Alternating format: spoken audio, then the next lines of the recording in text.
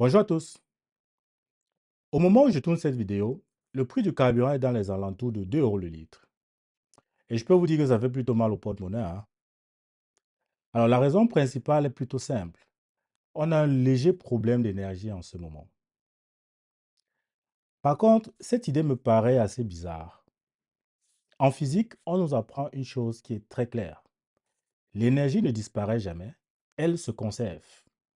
Mais donc, si l'énergie ne disparaît effectivement jamais, pourquoi avons-nous un problème d'énergie? Pourquoi doit-on produire davantage? Où passe finalement toute l'énergie que nous utilisons? C'est ce qu'on va essayer de comprendre aujourd'hui. Et on verra donc que l'énergie ne disparaît effectivement jamais, hein, mais elle devient plutôt assez inutile.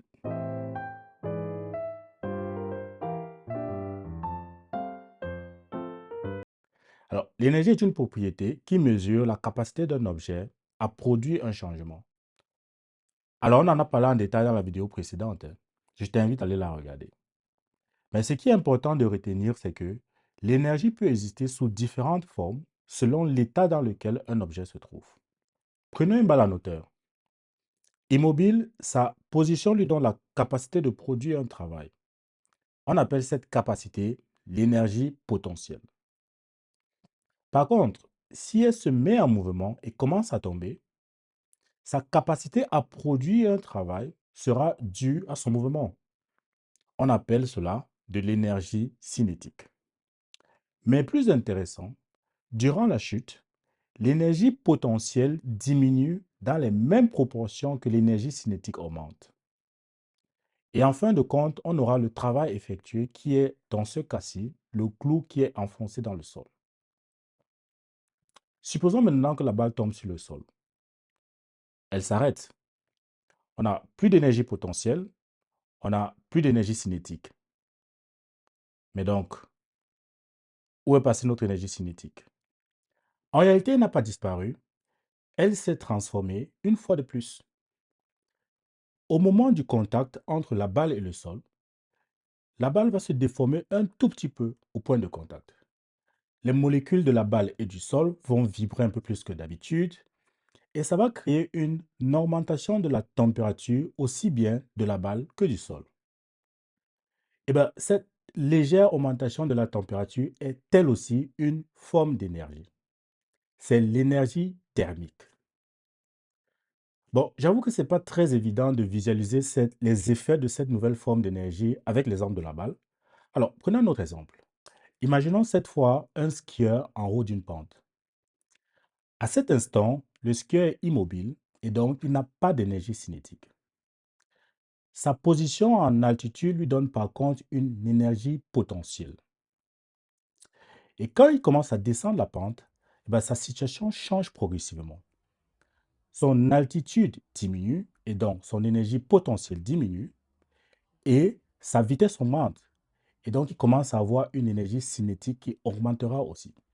Mais en même temps, cette dernière, à cause des frottements entre le skieur et la neige et de la résistance de l'air, va elle aussi se transformer en énergie thermique. En d'autres termes, une partie de l'énergie cinétique est dissipée sous forme de chaleur.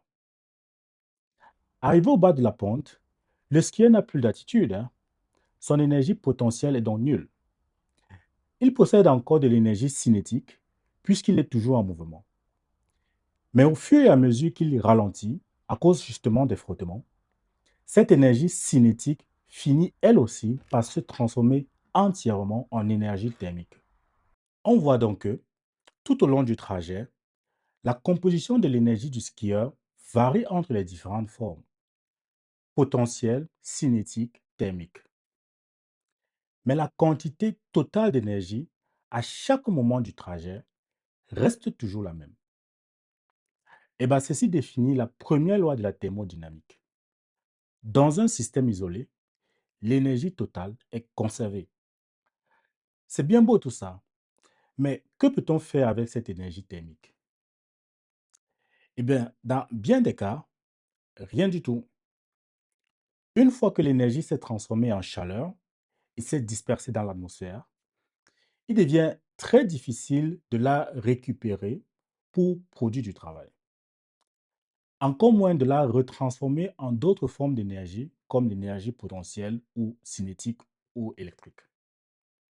Elle est toujours présente, mais elle est dispersée là quelque part dans l'atmosphère et on ne sait pas vraiment l'exploiter.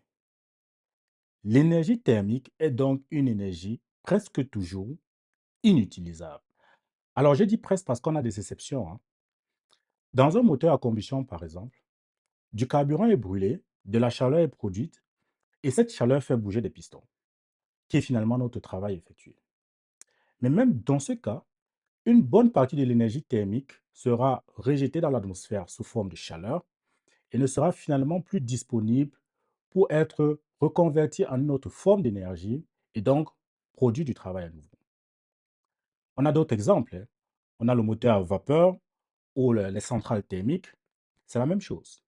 Une bonne partie de leur énergie thermique ne sera jamais réutilisable pour produire de l'énergie et sera toujours rejetée dans l'atmosphère sous forme de chaleur. Si on regarde attentivement, c'est la même chose pour finalement tous les systèmes autour de soi. Une voiture transforme l'énergie chimique du carburant en mouvement, mais aussi en chaleur. De l'électricité ou du gaz est utilisé pour chauffer une maison, mais une bonne partie est rejetée sous forme de chaleur à travers les murs. Notre corps brûle des calories pour bouger, mais produit aussi de la chaleur qui se disperse dans l'air. Chaque transformation d'énergie produit donc une part d'énergie dispersée, difficilement exploitable et donc inutilisable. Vous savez que la physique aime mesurer ce qu'elle observe. Alors, peut-on mesurer cette énergie inutilisable qui nous entoure? Eh oui, c'est ce que fait l'entropie. L'entropie mesure la quantité d'énergie inutile, inutilisable d'un système. Plus l'entropie est élevée, plus l'énergie inutilisable, inexploitable pour produire du travail est aussi élevée.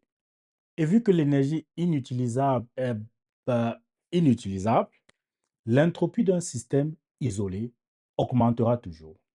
C'est d'ailleurs le second principe de la thermodynamique. L'entropie d'un système isolé ne peut qu'augmenter. Résumons un peu tout ça. On peut passer d'une forme d'énergie à une autre. Dans un barrage électrique, on utilise la vitesse de l'eau pour fabriquer du courant électrique.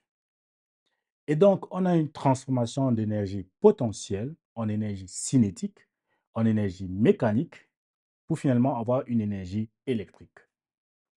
On appelle ces énergies interchangeables entre elles des énergies utiles, car elles peuvent produire du travail. Si cette énergie électrique est utilisée pour chauffer nos maisons, eh bien, elle se transformera à son tour en une énergie thermique qui, elle, s'évaporera dans l'atmosphère et ne pourra plus être retransformée en d'autres formes d'énergie. Et donc, l'entropie de notre système Terre ne pourra qu'augmenter. J'espère qu'on voit maintenant le lien avec notre crise énergétique, hein. Quand on a toujours besoin de produire de l'énergie, ben, ce n'est pas parce qu'on la détruit, hein, ou qu'on la fait disparaître. L'énergie est toujours présente, mais pour nos besoins, on la transforme en une énergie thermique. Une énergie qui, dans la plupart des cas, est inutilisable ensuite. Notre crise énergétique est en réalité une crise d'une énergie qu'on n'arrive pas à recycler. Une crise de l'entropie. Alors, merci d'avoir suivi la vidéo. J'espère qu'elle vous a plu. Comme d'habitude, vous pouvez vous abonner à la cloche et tout le tralala. Et on se dit à la prochaine fois, amis de la science, sur Science Intuitive.